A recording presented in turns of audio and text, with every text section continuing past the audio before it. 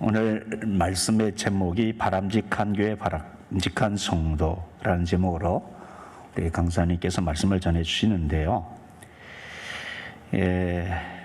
우리 그리스도인의 한결같은 소망 하나가 있다면 주님의 마음에 합한 교회와 성도일 것입니다.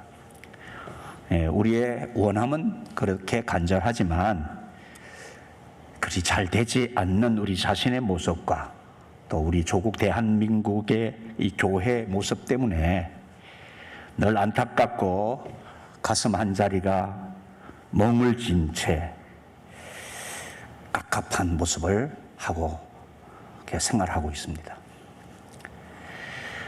우리 주님이 찾으시는 교회, 우리 주님이 바라시는 성도의 삶의 모습이 무엇이겠습니까? 주님께서 우리에게 알려주신 하나님의 나라와 그 뜻이 아니겠습니까? 주님이 가르치신 기도 가운데 너희는 이렇게 기도하라 하시면서 내 나라와 내 뜻을 구하라고, 하나님의 나라와 하나님의 뜻을 구하는 그것이 이 땅에 이루어지는 것이 내 소망이다, 하나님의 꿈이라고 주님 우리에게 말씀해 주셨잖아요. 이 가르치심을 통해 알려주신 이 하나님 나라의 하나님의 뜻을 이루는 공동체와 사회를 만들어가는 일이에요. 그런데 하나님의 나라와 그 뜻이 아닌 반대의 개념이 뭡니까? 내 나라와 내 뜻이에요. 내 나라와 세상 나라를 구하고 하나님의 뜻이 아닌 인간, 우리 자신의 뜻을 이루고자 하는 우리의 모습과 너무도 많은 우리 한국 교회의 모습이 바로 우리의 일그러진 모습들이 아니냐 말입니다. 하나님 나라와 그 뜻을 이루는 공동체와 사회를 우리는 다른 이름으로 말한다면은 기독교적 공동체 사회라고, 기독교 공동체 사회라고 일컬을 수 있습니다. 기독교 공동체 사회 혹은 기독교적 공동체 사회. 우리가 흔히 기독교 사회주의라는 말을 쓰는데 기독교 사회주의라는 용어는 너무 정치 이념적인 뉘앙스 때문에 기독교 사회 공동체의 순수성이 왜곡될 수 있을 것 같기에 저는 이 용어보다는 기독교 공동체 사회, 이 말을 사용하는 것이 더 성경적 사상과 생활에 부합된다고 여겨집니다. 물론 독일과 같은 나라는 우리와 달리 기독교 사회주의를 표방하는 역사적으로 오래된 정당이 있습니다. 여러분이 아시죠? 메르켈 총리, 앙겔라 메르켈 총리 아시죠? 그는 루터교 목사, 개신교 교회죠. 루터교 목사의 딸로서 루터교의 세례와 입교 훈련의 과정, 입교식을 받은 자로서 전진성사라고 하죠.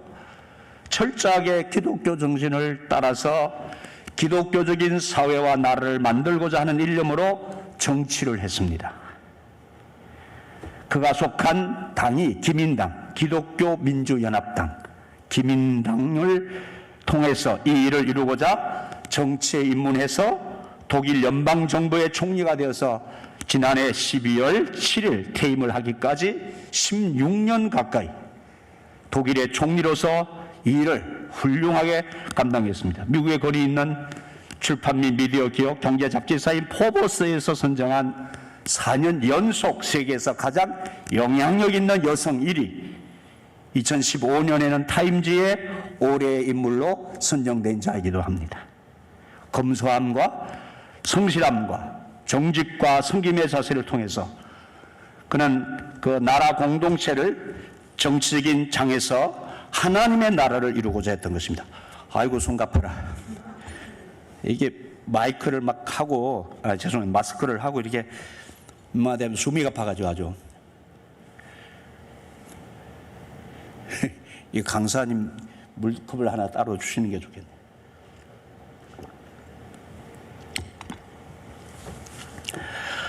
검소함과 성실함, 정직과 섬김의 자세를 통해서 그는 그가 속한 나라 공동체를 정치적인 그 마당에서 하나님 나라를 이루고자 했다고요.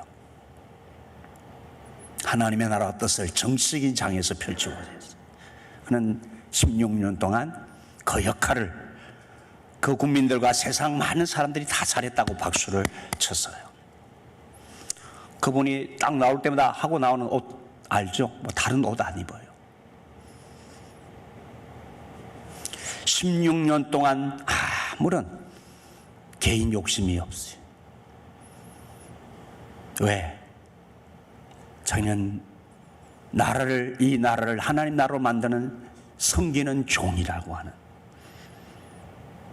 그 마음을 가지고 종으로서 일했기 때문에. 아직도 우리나라는 기독교 정당이라는 정치적 이념으로 그 나라를 만든다고 하면은 받아들이기에 여러모로 어색한 분위기와 정서가 작용하기에 그런 정당이 세워지고 뿌리를 내려서 정착되지 못하는 상황입니다. 그러기에 우리나라와 우리 사회는 더더욱 기독교 사회 공동체로서의 교회의 생활 양식이 무엇보다도 더 중요한 과제임을 생각해야 됩니다. 기독교 사회 공동체는 일반 정치적인 이념의 사회주의가 결단코 아닙니다. 우리 사회와 나라를 하나님의 나라를 만들어 그 하나님의 나라를 누리고 나누며 사는 실제적 천국의 삶입니다. 이 복되고 아름다운 하나님께서 우리에게 복음을 통해서 실현하도록 알려주시고 보여주신 이 나라를 이 세상 사람들에게 우리의 삶을 통하여 나타내고 나누고 전하는 공동체입니다. 이것에 대해서는 우리는 다시 꿈을 키우고 나누어야 합니다. 이 꿈이 다른 꿈이 아니라 하나님이 우리에게 심어주신 꿈이란 말이에요.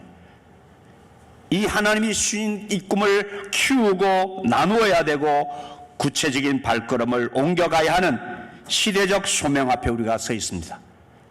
하나님의 부르심과 요청 앞에 서 있다 그 말이에요. 지금 우리가 그 구체적인 발걸음을 옮기고자 하는 또 한 번의 시도를 하려고 합니다. 창립 40주년을 맞은 올해 2022년 이제 코로나 시대에 들려주시는 우리 교회를 향하신 하나님의 음성을 귀 기울여 들어야 합니다. 이 주님의 명확한 음성을 새기면서 다시 나아가야 할 50주년의 10년을 향해 2032 비전, 이 하나님의 꿈을 함께 공유하며 가슴 부푼 기대를 안고 다시 일어서고자 합니다. 그 일환으로 오늘 유성전 목사님을 강사로 모시고 말씀을 나누고 예배의 설교에 이어서 예배 후 40분간 오후 1시까지 세미나의 시간을 갖고자 한 것입니다. 유 목사님은 이런 면에서 한국 교회의 목회와 교회와 그리스도인의 삶의 대안적 미래를 제시하며 한국 교회에 잔잔하면서도 지대한 영향력을 미치고 있는 매우 중요한 사역을 감당하고 있습니다. 유성년 목사님을 소개하자면은 협성대학교 신학과를 졸업한 제 동기 친구 목사님이시자 미국에서 필립스 신학대학원, 게레 신학대학원을 졸업하셨고 미국 연합감리교회에서 23년간 목회를 하시다가 2004년 협성대 교수로 임용되어서 학생들을 가르치며 대학과 목회 현장에서 참된 기독교 공동체 운동을 지속적으로 펼쳐오고 있습니다. 저서로는 미국을 움직이는 작은 공동체, 세이비어 교회에 대한 이야기죠. 조광복 인생, 작은 공동체가 희망이다. 서번트 리더십, 섬김의 리더십이란 말입니다. 서번트 리더십과 한국 교회 갱신, 한국 교회에 희망은 있는가 등 외에 다수 저서를 통해서 한국 교회를 새롭게 하는 일을 하고 있습니다. 협성대 교목실장과 총장 직무대행을 거쳐서 현재는 한국 서번트 리더십 훈련의 대표로 섬기고 있습니다. 우리 교회의 내일을 준비함에 있어서 우리에게 그 길을 잘 안내해 주실 수 있다는 실제의 길 안내자가 되시기에 충분한 분이라 생각되어서 이렇게 초청을 했습니다. 귀한 시간을 기쁨으로 내어주셔서 감사드립니다. 우리 모두에게 기쁨이 됩니다. 오늘 이 시간 말씀을 전해주시고 예배 후에 이어서 세미나 시간의 말씀을 함께 나누어 주시겠습니다. 우리 이 시간 나오실 때 할렐루야로 인사를 하지 마십시다. 할렐루야를 너무 값싸게 남용을 해서 세상에서 코미디언들 나와가지고 뭐 노닥거리는 얘기하다가 할렐루야 이러면서 막 하나님 이름을 너무 값싸게 불러요. 왜? 우리가 너무 값싸게 할렐루야를 해서 그러는 거예요. 아무 때나 할렐루야. 하나님 이름을 아무 때나 이렇게 할렐루야 하는 거 아니에요. 이 시간 우리는 살롬이라고 인사하십시다. 나오시죠. 네.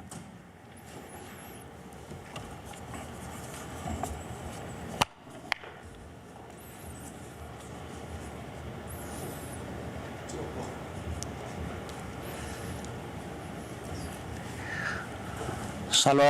네. 살롬. 감사합니다. 벗어도 될까요? 땡큐.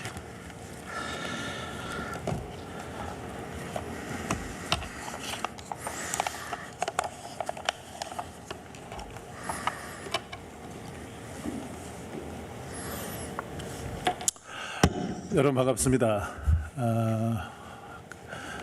제 신학교 동기고 또 오랜 친구인 우리 박원홍 목사님 심호하시는 이 선돌교회에 와서 이 거룩한 날 아침에 함께 이렇게 말씀을 나누게 된 것을 큰 기쁨과 영광으로 생각을 합니다.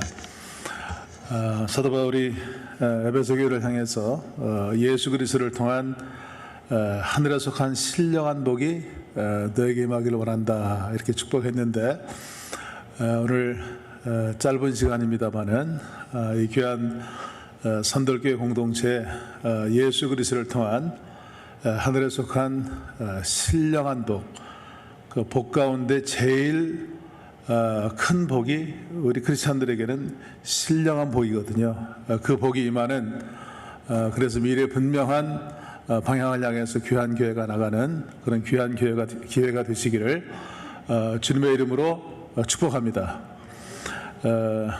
그 목사님이 메르켈 총리 얘기 됐습니다마는 그 인도의 그 유명한 마하트마 간디가 강연을 하는데 한 그 간디의 추종자가 초등학교 다니는 아들을 데리고 왔어요. 와서 얘기하기를 우리 아들이 건강이 좋지 않은데 자꾸만 설탕물을 마십니다. 좀 하지 말라고 좀 한마디 해주십시오. 그러니까 간디가 그 아버지를 보더니 보름쯤 있다가 다시 한번 데리고 오십시오. 그래 아버지가 보름 있다가 그 아들을 데리고 간디에게 갔습니다. 그때 간디가 그 아들을 보고 얘야 설탕물 마시지 마라. 건강에 좋지 않다. 그러니까 민족의 어른이잖아요. 간디가. 아이가 그렇게 하겠다고 약속을 합니다. 그러니까 간디가 그 아버지가 간디에게 이렇게 질문했습니다.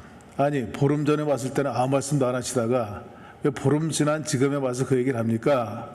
하고 얘기하니까 간디가 사실은 저도 설탕물 마시는 나쁜 버릇이 있습니다. 감사합니다. 저도 한 잔 마시고 시작을 해야겠습니다. 교회가 굉장히 분위기가 예배가 따뜻합니다. 물도 따뜻한 물을 주시고 예전도 이렇게 잘 갖춰진 그런 예배를 드리는데 정말 중요한 거예요. 너희는 마음을 다하고 목숨을 다하고 뜻을 다하여 내 하나님을 사랑하라 했으니 이것이 가장 크고 첫째는 계명이라고 그랬잖아요. 제가 그 오후 시간에 잠깐 세미나 시간에 말씀드릴 핵심적인 내용도 바로 그 내용이거든요.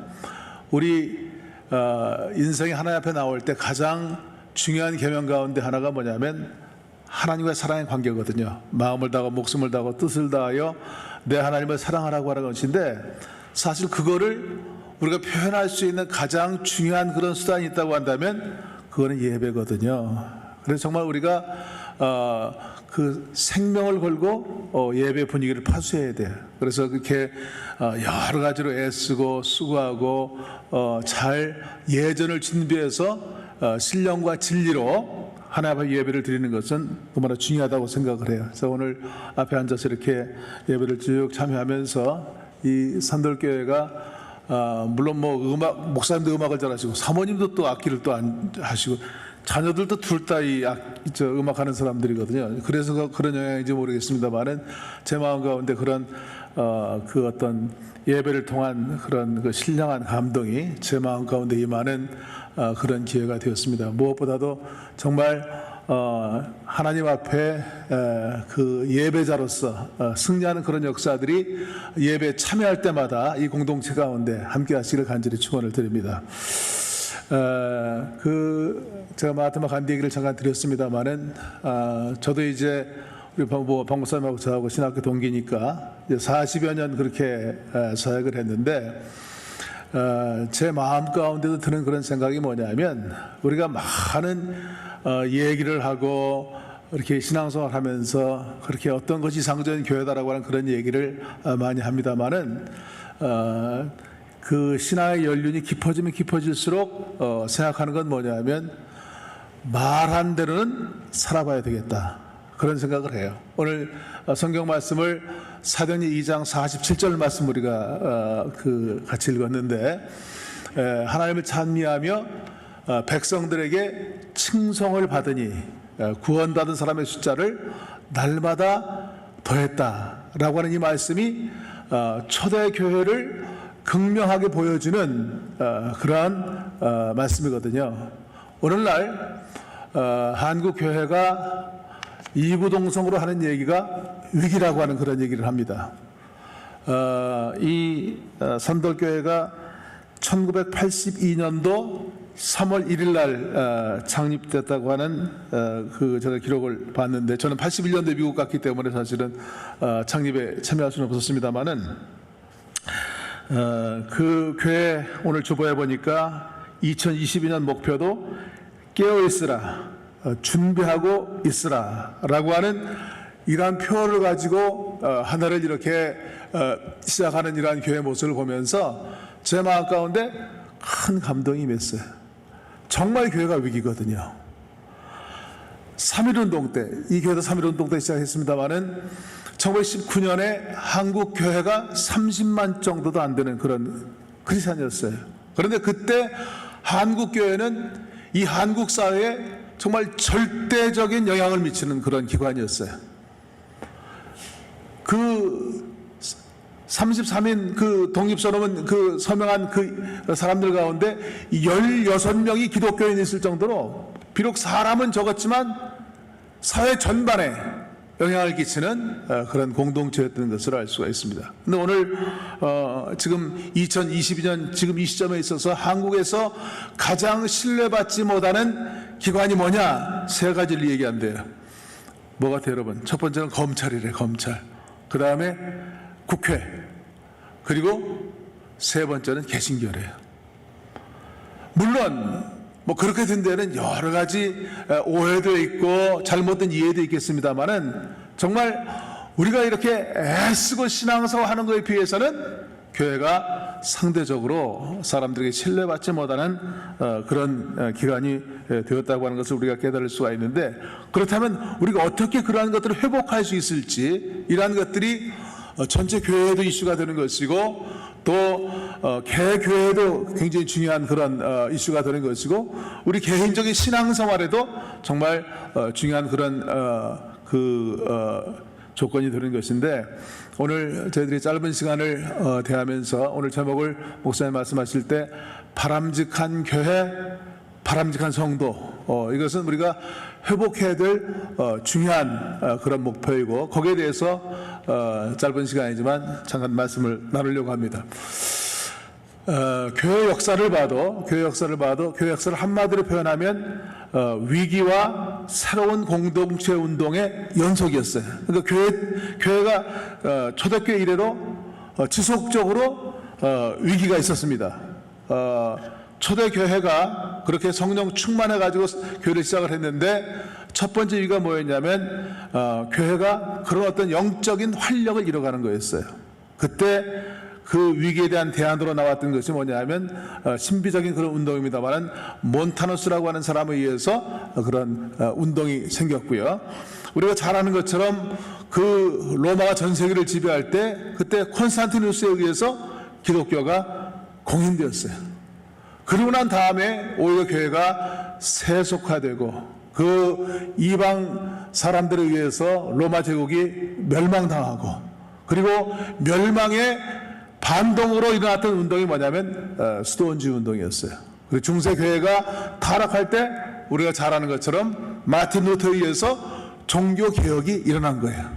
그런데 그 종교개혁이 말씀으로 돌아가야 되는데 오히려 율법화될 때 그때 일어났던 운동이 경건주의 운동이에요. 경건주의 운동. 우리 이 감리교회는 원래 그 바탕이 경건주의예요. 말씀을 강조하고 제자훈련을 강조하고 소그룹을 강조하고 또 세상을 향해서 복음을 전하는 이러한 것들을 중심으로 하는 그런 교회였거든요. 그래서 전 세계적으로 그렇게 놀라운 영향을 이루었습니다만은 지금 이 시대 교회가 제가 말씀드린 것처럼 새롭게 위기가 닥쳤단 말이에요.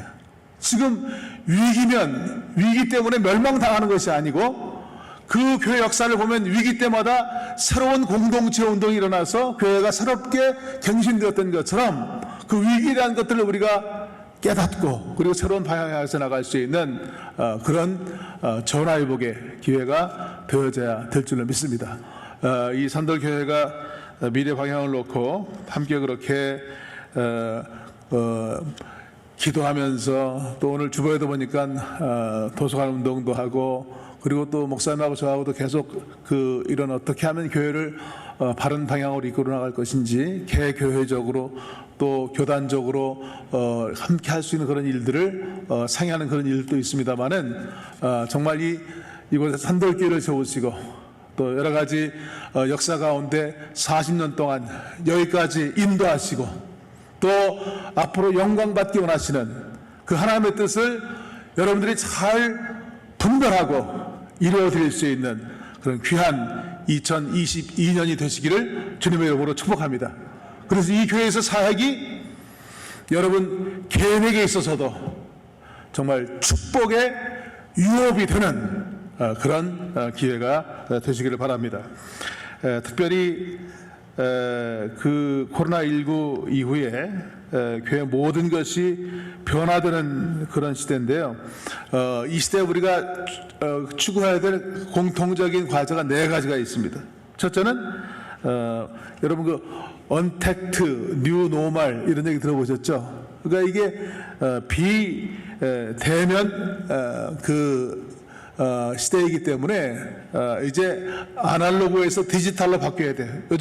요즘 그 정치하는 사람들도 그 디지털 시대를 예배해야 된다라고 하는 말을 선거 공약으로도 얘기합니다만은 이것은 어떤 의미에서 교회에서도 적용돼야 되는 중요한 그런 내용이고 이것을 준비해야 된다고 생각을 합니다. 그래서 이것을 이례적으로 하는 것이 아니고 지속적으로 해야 되는데 여기에는 우리 교회만이 가질 수 있는 그런 창조성이 있어야 되고 이거를 지속적으로 할 수 있는 것이 뭐냐라고 하는 것을 우리가 생각하는 것이 대단히 중요합니다. 그래서 이제 우리 교회 안에 사람들만 상대로 하는 것이 아니고 이러한 비대면의 시대에 불특정 다수의 이 지역에 있는 많은 사람들에게 심지어는 이제 세상 밖에 있는 사람들에게도 다 전할 수 있는 그런 시대거든요. 저는 2주 전에 뉴욕에 있는 목사님이 초청해서 무슨 세미나를 좀 하자고 그래가지고 참여를 했는데 뭐라고 그러냐면요. 미국 전국에서 들어오기 때문에 시간을 바꿀 수가 없대. 오후 1시에 한대 뉴욕 시간으로. 한국 시간으로 몇 시냐고 그랬더니 새벽 3시래요. 새벽 3시 하자는 거예요. 바꿀 수가 없다는 거예요. 새벽 3시에 자다 일어나가지고 2시간 동안을 세미나하고 또 목사님들 질문도 받고 그랬는데 지금 시대가 이렇게 급격하게 바뀌는 전 세계가 한 동네가 되어 있는 그런 상황 가운데 있기 때문에 이 시대에 맞는 그런 사역들을 준비해야 된다고 하는 그런 생각을 하게 되었습니다. 특별히 두 번째 중요한 건 뭐냐면 영성회복, 소위 영적인 체계화 이 굉장히 중요하거든요. 이제는 모든 영적인 것들을 교회가 책임지고 했던 그런 시대에서 개인화된 시대예요. 애들 교육도 교회 학교가 다 맡았었는데 이제는 교회 학교도 모일 수 없는 그런 시대잖아요. 이건 가정과 함께 해야 될 그런 어떤 분명한 방향이 나와야 되는 그런 시대가 되었고 우리가 교회 나와서 주일 예배뿐만 아니라 수요예배, 새벽기도, 속회예배, 금요기도에 얼마나 모든 게 잘 되어 있었어요. 이 모든 것들이 이제는 그대로 할 수 없는 시대이기 때문에 개인이 할 수 있는 그런 영적인 체계가 필요해요. 성경도 이제 더 열심히 통독해야 되고, 또 개인적으로 큐티도 해야 되고, 또 개인 기도도 해야 되고, 또 가정 예배도 드려야 되고, 어떤 영성일기도 써야 되고, 이러한 것들이 실제적으로 준비돼야 돼요.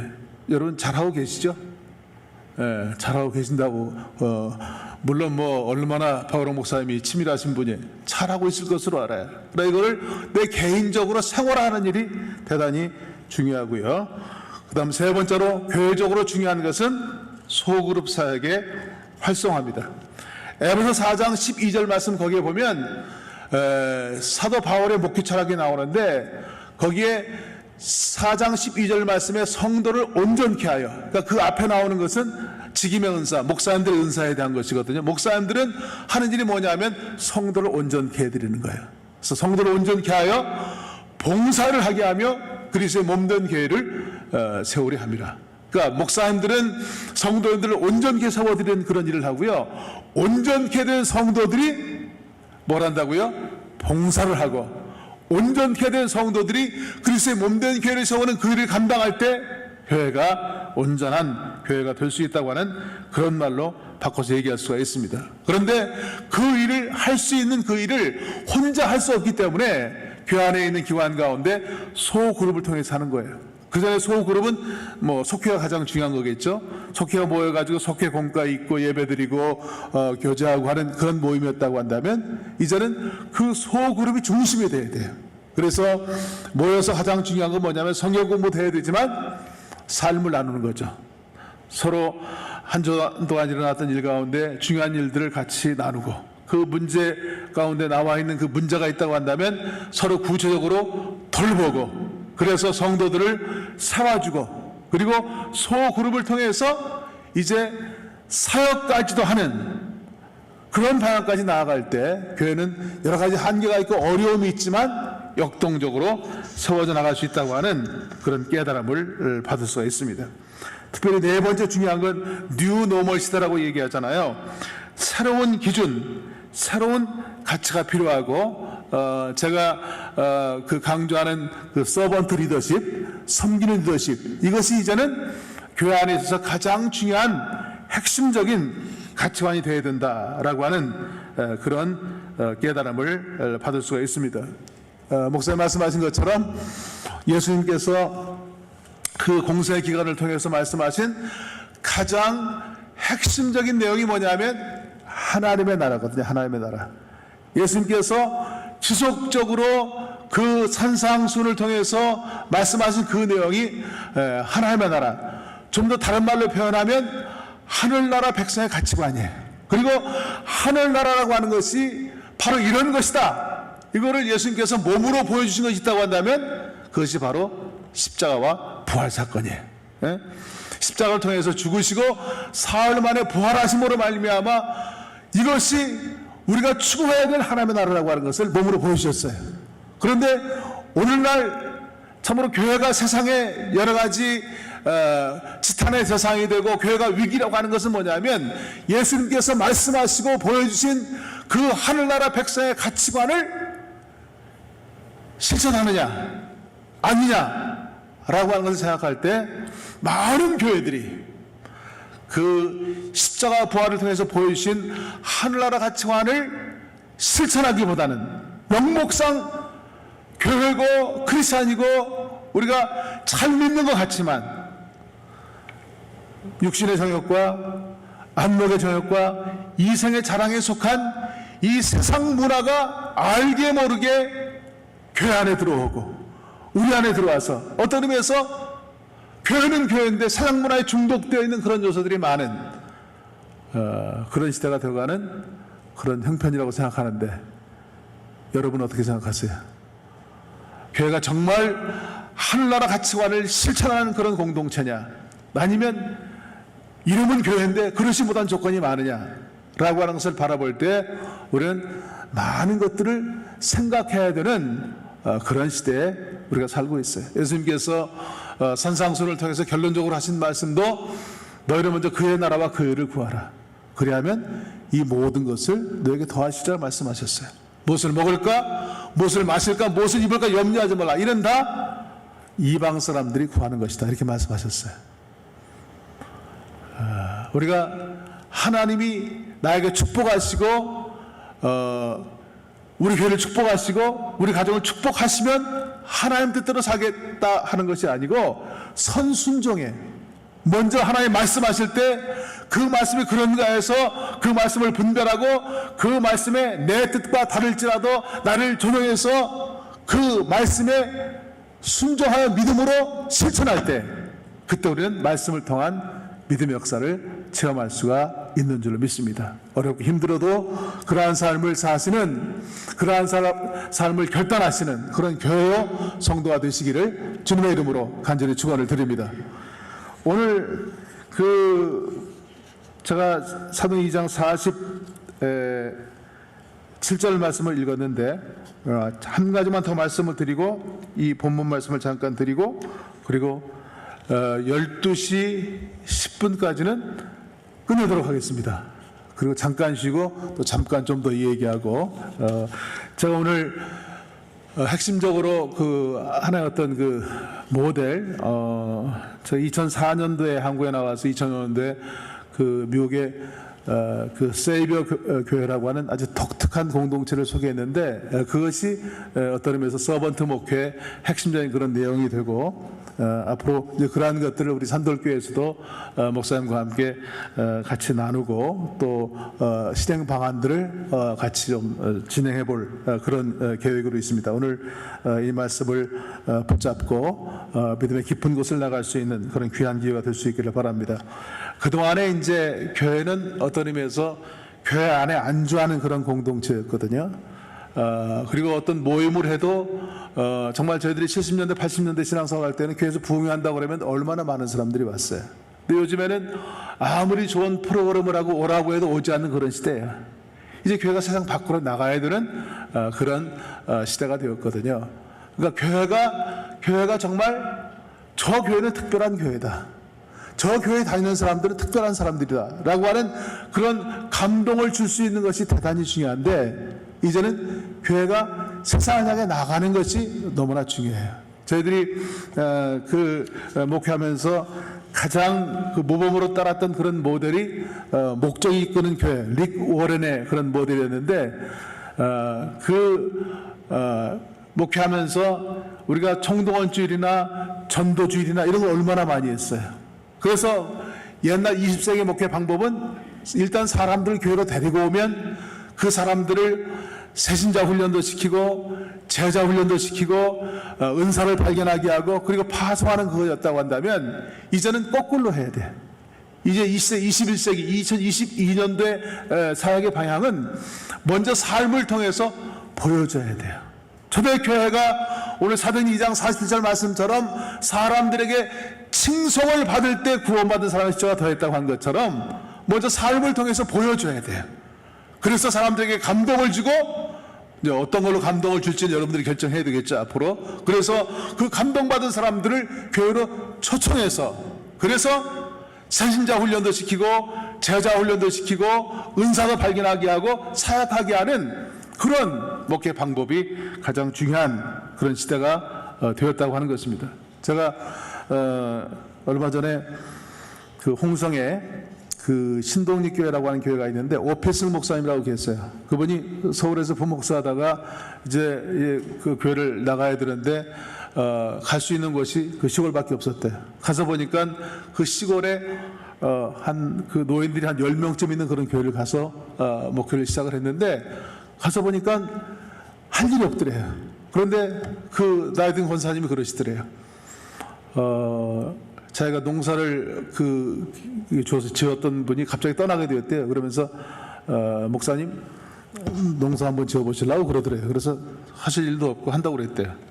근데 뭐 농사 한 번도 지어본 사람이 아니에요. 서울 사람이니까. 그래서 사람들 다 이렇게 부탁을 해가지고 땅도 갈고 흑미 농사를 지었대요. 그래가지고 가만히로 판 것이 아니고 이분은 봉투로 만들어가지고 10,000원씩 이렇게 해가지고 아는 교회 부탁을 해가지고 다 팔았대. 그랬더니 갑자기 수익을 거뒀다는 거예요. 이제 그러면서 농사에 대한 그 개념이 생겼어요. 그래서 홍성농업대학도 가시고 또 시골에 있는 특성화 마을도 방문하고 그러면서 이 어떤 농촌목회에 대한 개념이 생겼는데 농수산부에서 특성화 마을 프로젝트가 생겼대요. 그래서 거기를 지원을 했는데 그 홍성 가서 보니까 신동리 1, 2, 3리고 가운데 호수가 있고 그 호수를 중심으로 300여 명이 살아요. 교회는 10명도 채 안 나와요.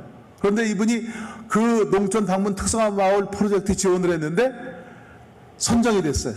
그래가지고 농산부에서 40억을 받았대, 40억을. 그래가지고 각종 그런 사역을 하면서 이제 이제는 10명 상대로 하는 목회가 아니고 그 지역에 300명을 상대로 하는 그런 목회를 하게 됐다는 거예요. 그리고 시골에 젊은 사람이 없잖아요. 그 주민들이 만장일치로 이 목사님을 이장으로 뽑았대요. 이장 목사가 돼가지고 그때부터 사역을 했는데 정말 교회 안에 머물러서 했던 그때와 정말 너무나도 다른 변화 역사가 전 지역에 나타나게 되고 이 장로교 통합측교회인데 통합교단에서 그걸 보고 야 이것은 우리 교단의 방향이다. 예수님께서 마을로 나가자 말씀하신 것처럼 이제 우리 교회는 교회 담을 넘어서 세상을 향해 나가야 된다.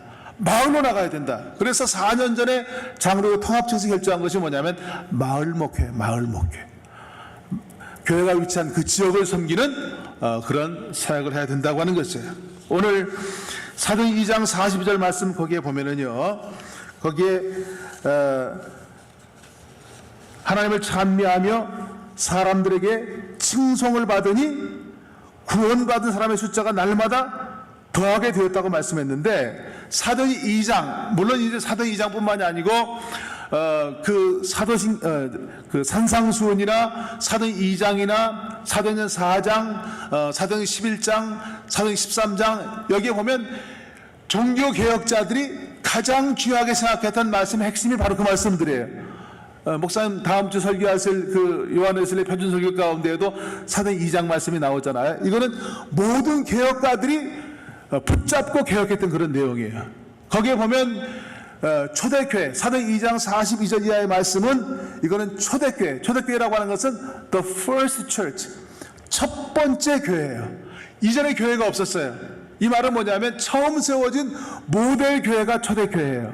그런데 그 초대교회가 사도의 가르침을 받아 서로 떡을 떼고 교제하며 저녁 기도에 힘쓰는 그런 교회였는데 그렇게 한마음 한뜻이 되어서 영성을 바탕으로 사역할 때 놀라운 기사와 이적이 나타났어요.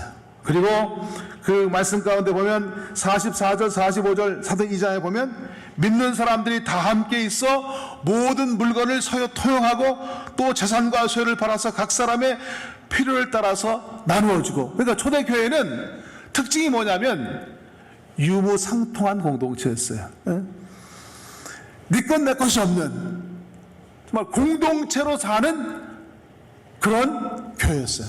여러분 공동체라고 하는 말이 이 라틴 말에 커뮤니티스라고 하는 말에서 왔는데 영어로는 커뮤니티라고 얘기하죠. 공동체라고 하는 말은 문자적으로 같은 목적, 같은 비전을 가진 사람들이 모인 모임이에요. 그러니까 같이 있어도 목적과 비전이 다르면 그건 공동체가 아니에요. 그럼 교회 공동체, 아까 목사님이 공동체 말씀을 하셨는데 그럼 교회라고 하는 공동체는 뭐냐? 한마디로 표현하면 교회 공동체는 하나님의 사랑을 깨달은 얘기들이 모여서 하는 일은 이웃사랑을 실천하는 모임이에요.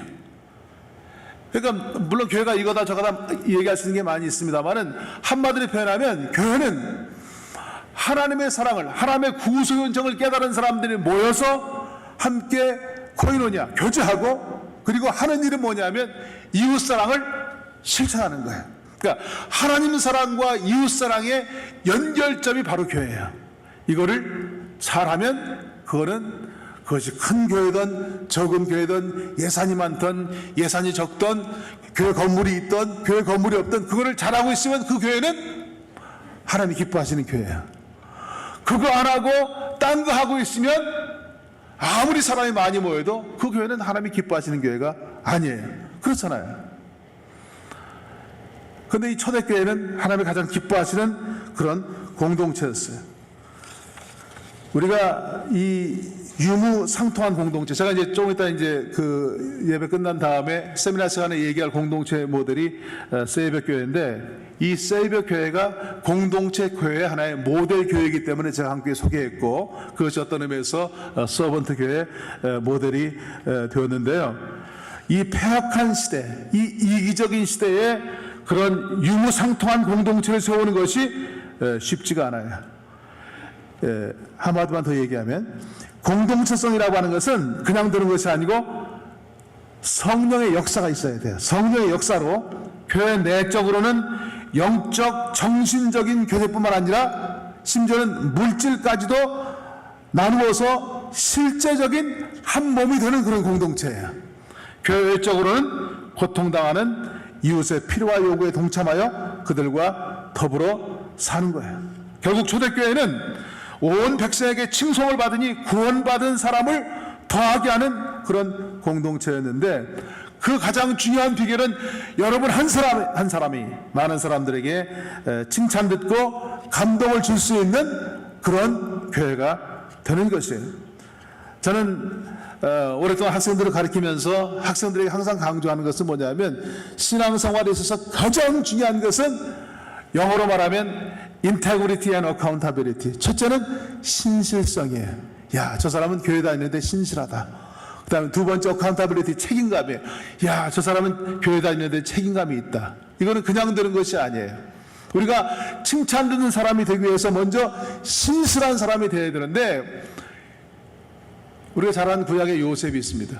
요셉이 그렇게 형들에게 팔려서 애굽에 종살이 하러 갔어요. 보디발 종으로 일하게 되었는데 성실했기 때문에 총무가 됐어요. 그런데 그 보디발의 아내가 유혹을 해요. 동침하자고. 그때 이 유혹을 요셉이 거절한 두 가지 이유를 말씀하는데, 첫째는 요셉이 그걸 거절한 것은 주인의 의리를 배신할 수 없다는 거예요. 자기를 그렇게 선대해서 모든 걸 맡긴 주인의 의를 배신할 수 없다고 하는 것이고, 또 한 가지 더 중요한 건 뭐냐면, 요셉의 신실성을 얘기하는 건 뭐냐면, 사람이 보건 보지 않건 하나님이 보고 계시다고 하는 것이에요. 그 신실성이에요. 누가 보면 안 하고 안 보면 마음대로 한다는 게 아니고, 보건 안 보건 하나님 뜻대로 산다고 하는 것이에요. 우리가 칭찬 듣는 사람이 되기 위해서 먼저 중요한 건 신실하다고 하는 얘기를 들어야 돼요. 근데 그것만 가지고는 안 되고, 또 한 가지 뭐냐면 타자에 대한 관심이에요. 타자에 대한 관심. 나만 위해서 사는 것이, 교회 다녀도 나만 위해서 사는 것이 아니고, 우리 교회만 위해서 사는 것이 아니고, 교회 다녀도 타자에 대한 관심을 갖는 거예요. 이거를 다른 말로 표현하면 인본주의에서 신본주의로 사는 것이에요. 다른 사람들이 살기는. 그렇기 때문에 내 삶의 어떤 그 우선순위가 바뀌어야 돼. 내 중심에서 타자 중심으로. 쉬운 일 같아요? 쉬운 일이 아닌 것 같아요? 우리가 이거는 심각하게 한번 생각을 해봐야 돼요. 그 다음에 한 가지 더 중요한 것이 있다고 한다면, 누군가는 희생하고 헌신할 때, 그때 우리는 타자를 위한 삶을 살 수가 있어요. 그냥 되는 건 아니에요. 하나님 축복을 받는 것도 누군가는 헌신할 때 이루어질 수 있는 것이에요. 한마디만 더 말씀하고 오전 예배는 마치도록 하겠습니다. 역대상 21장에 보면 다윗이 범죄했어요. 백성의 숫자를 계수한 거예요. 그래서 온역으로 말미암아 7만 명이 죽는 그런 엄청난 비극이 이스라엘에 이루어졌어요. 그때 선지자 갓을 통해서 다윗에게 임한 말씀은 오르난의 타작마당에 가서 그 속죄제, 회개 제사를 드리라고 하는 것이에요. 그래서 이제 다윗이 그 오르난 타작마당에 제사로 갔는데, 오르난이 왕이 왔기 때문에 모든 제사를 준비를 다 본인이 하려고 했어요.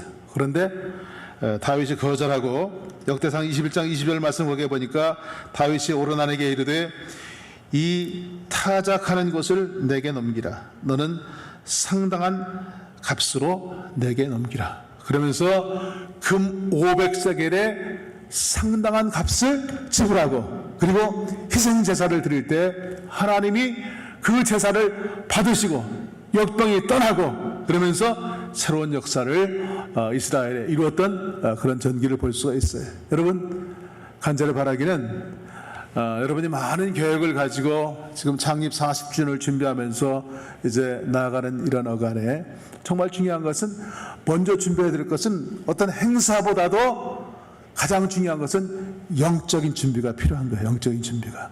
그렇잖아요. 우리가 정말 상당한 값을 지불하고자 하는 그런 마음 가운데 자세가 필요해요. 우리의 신앙 일생을 돌아볼 때 저도 뭐 개인적인 여러 가지 간증을 할 수가 있겠습니다만은 우리가 정말 하나님의 축복된 자로 살아가는 것, 우리가 세상을 위해서 헌신해봐야 하나님 앞에 가서 설 때 계산되지 않아요. 우리의 시간, 우리의 능력, 우리의 물질, 우리의 건강, 이 모든 것을 내 뜻대로 써봐야 하나님 앞에 가서 설 때는 계산이 안 돼요. 그러나 우리가 가지고 있는 시간, 우리의 정성, 우리의 재능, 이 물질, 이것을 하나님 나라와 하나님의 의를 위해서 사용될 때, 그것은 우리가 하나님 앞에 가서 설 때 축복 유업이 되는 것을 분명히 믿습니다. 어떤 사람이 말을 타고 가는데 갑자기 한 난장에 나타났어요. 그러더니 겨울을 건너가려고 하는데 겨울을 건너기 전에 내려서 조약들을 주머니에 넣고 그리고 그 겨울을 건너라는 거예요. 그리고 건너가서 꺼내보시면 당신이 기뻐하고 그리고 또 슬퍼할 거라고 그렇게 알 듯 모를 듯 한 얘기를 하고 사라졌어요. 그래서 들은 얘기도 있고 그래서 이 사람이 말을 타고 가다가 내려가지고 조약절 많이는 안 넣고 주머니에 하나씩 양쪽 주머니 하나씩 넣고 건너갔어요. 건너가서 한쪽 주머니에 있는 걸 딱 꺼내보니까 그 조약들이 황금으로 변했어요. 너무 기뻤어요. 그리고 또 한쪽 것도 꺼내보니까 또 황금이에요. 너무 기뻤어요. 그리고 너무나 슬퍼했대요. 왜? 그럴 줄 알았으면 그냥 잔뜩 넣어가지고 올걸. 여러분 간절히 축복하기는 이 산돌교회에서 여러분의 그 신앙생활이 여러분의 축복의 유업이 될 수 있기를 주님의 이름으로 간절히 축원을 드립니다. 기도하겠습니다. 우리 생명이 되신 전능하신 아버지 하나님, 은혜를 진심으로 감사를 드립니다.